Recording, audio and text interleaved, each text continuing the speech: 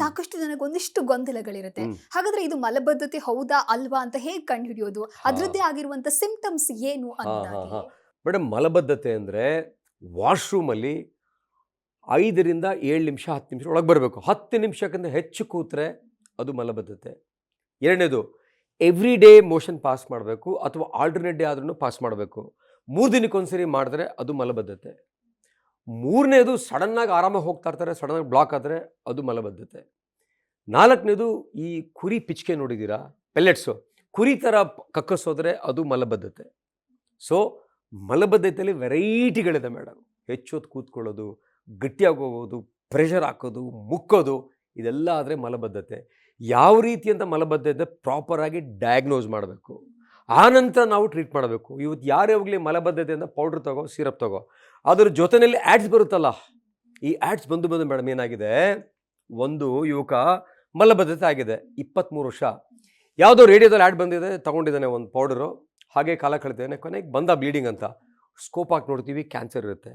So ಯಾರೇ ಆಗಲಿ ಮಲಬದ್ಧತೆ ಇದ್ದರೆ ಅದನ್ನು ಬರೀ ಸಿರಪು ಪೌಡ್ರಲ್ಲಿ ವಾಸಿ ಆಗೋದಲ್ಲ, ಯಾಕೆ ಮಲಬದ್ಧತೆ ಅಂತ ಪತ್ತೆ ಹಚ್ಚಿ ಆ ನಂತರ treatment.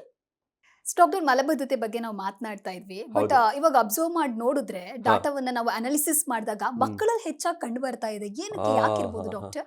Madam, you very rate actually. ಮಕ್ಕಳಲ್ಲಿ ಇವತ್ತು ಹೆಚ್ಚಾಗಿ ಮಲಬದ್ಧತೆ ಬರ್ತಾ ಇದೆ ಮೇಡಮ್.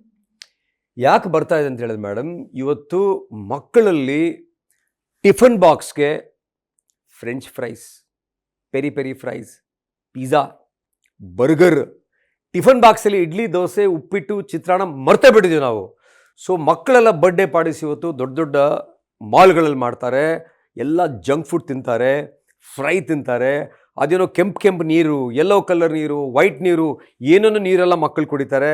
ಮಕ್ಕಳು ಜ್ಯೂಸ್ ಕುಡಿಯೋದ್ಬಿಟ್ಟು ಯಾವುದೋ ಕಲರ್ ನೀರು ಕುಡಿತಾ ಇದ್ದಾರೆ. ಮಕ್ಕಳು ಎಳ್ನೀರು ಕುಡಿಯೋದ್ಬಿಟ್ಟು ಕಲರ್ ನೀರು ಕುಡಿತಾರೆ. ಮಕ್ಕಳು ಹಣ್ಣು ತಿನ್ನೋ ಬದಲು ಇವತ್ತು ಜಂಕ್ ತಿಂತಾ ಇದ್ದಾರೆ. ಸೊ ಇದರಿಂದಾಗಿ ಏನಾಗ್ತಾ ಇದೆ, ಮಕ್ಕಳಲ್ಲಿ ಮಲಬದ್ಧತೆ ಹೆಚ್ಚಾಗ್ತಾ ಇದೆ. ಈ ಮಲಬದ್ಧತೆ ಮಕ್ಕಳಲ್ಲಿ ಹೆಚ್ಚಾಗಿ ಮಕ್ಕಳಿಗೂ ಸಹ ಪೈಲ್ಸು, ಫಿಷರು, ಫಿಸ್ಚುಲಾ, ಆ್ಯಪ್ಸಸ್ಸು ಎಲ್ಲ ಹೆಚ್ಚಾಗ್ತಾ ಇದೆ. ಇದರ ಜೊತೆಯಲ್ಲಿ ಮೇಡಮ್, ಇನ್ಫ್ಲಾಮೇಟ್ರಿ ಬೌಲ್ ಡಿಸೀಸ್ ಅಂತ ಒಂದು ಕಾಯಿಲೆ ಮೇಡಮ್. ಅದರಲ್ಲಿ 2 ವೆರೈಟಿ ಇದೆ. ಒಂದು ಅಲ್ಸರೇಟಿವ್ ಕೊಲೈಟಿಸ್ ಅಂತ, ಒಂದು ಕ್ರಾನ್ಸ್ ಡಿಸೀಸ್ ಅಂತ. ಇದು ಇತ್ತೀಚೆಗೆ 100 ಜನಕ್ಕೆ ಇಂಡಿಯಾದಲ್ಲಿ ಪತ್ತೆ ಆದರೆ 25 ಜನಕ್ಕೆ ಮಕ್ಕಳಲ್ಲೇ ಬರ್ತಾ ಇದೆ ಮೇಡಮ್. ಎಷ್ಟು? 100ಕ್ಕೆ 25 ಮಕ್ಕಳಲ್ಲೇ. ಯಾವ age group? 5 to 15 years age ಗ್ರೂಪಲ್ಲಿ ಬರ್ತಾ ಇದೆ.